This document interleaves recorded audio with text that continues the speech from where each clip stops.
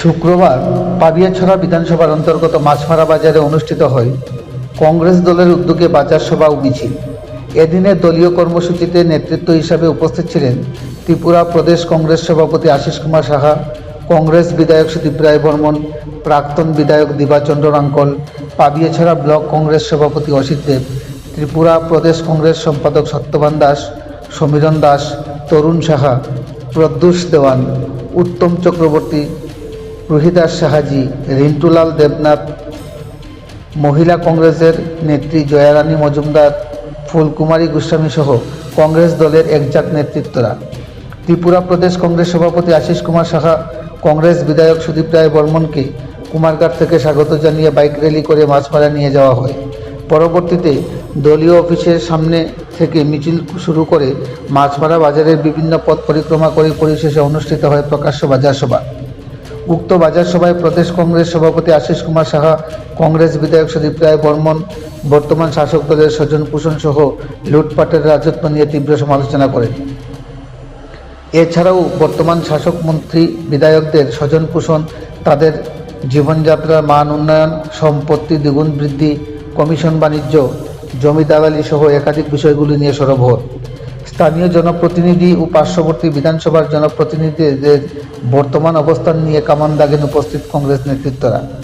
রাজ্যে বেকার বঞ্চনা, বিভিন্ন দপ্তরে পড়ে থাকা 51,000 খালি শূন্য পদ এবং সাধারণ মানুষের হাতে কাজ, খাদ্য, পয়সার অভাব, নিত্য প্রয়োজনীয় জিনিসপত্রে আকাশ ছোঁয়া দ্রব্যমূল্য বৃদ্ধি নিয়ে সরকারকে নানা বিষয়ে কামান দাগেন কংগ্রেস দলীয় নেতৃত্বরা।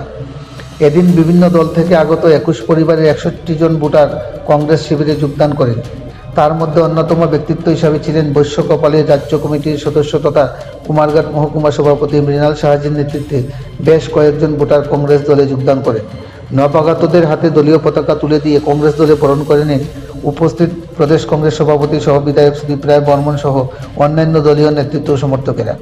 ফটিকরায় থেকে নিজস্ব প্রতিনিধি রিপোর্ট, শ্যামলী ত্রিপুরা।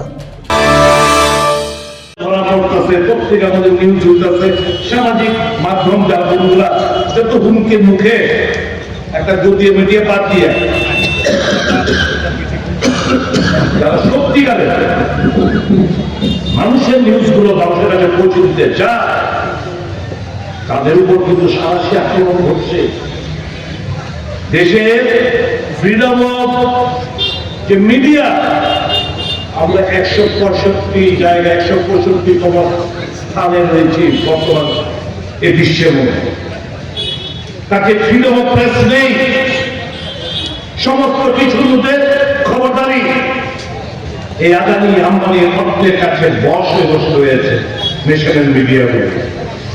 কাজে আমার এই যে সামাজিক মাধ্যম, সোশ্যাল মিডিয়া, কিছু কিছু ছোট পত্রিকা, কিছু কিছু ছোট ওয়েব পোর্টাল, তারাই আজকে মেহনত করে মানুষের কাছে সঠিক খবরটুকু পৌঁছে দেওয়ার চেষ্টা করছে।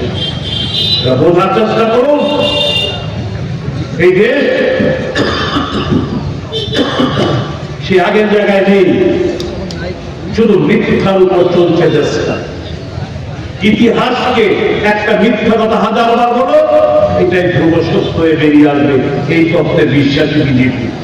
কাজে এই স্বাধীনতার যুদ্ধের যারা পঞ্চম বাহিনী, যাদের কোনো ভূমিকা ছিল না, যারা সারেন্ডার ব্রিটিশের কাছে বারবার মাফিনামা লিখত, আজকে এই 15 আগস্টের স্বাধীনতা দিবসে দেখলাম माफीनामा लिखने वाला का नाम सबसे ऊपर में है, फिर नेताजी सुभाष चंद्र बोस, गांधी जी, जवाहरलाल नेहरू लोग। सावरकर का नाम अंग्रेज के विरुद्ध लड़ाई में जिसका कोई भूमिका नहीं था, जो बार बार माफीनामा लिखता था, मेरे को छोड़ दो। नेताजी सुभाष चंद्र बोसेर आईने तार बिरुद्धे এই সরকার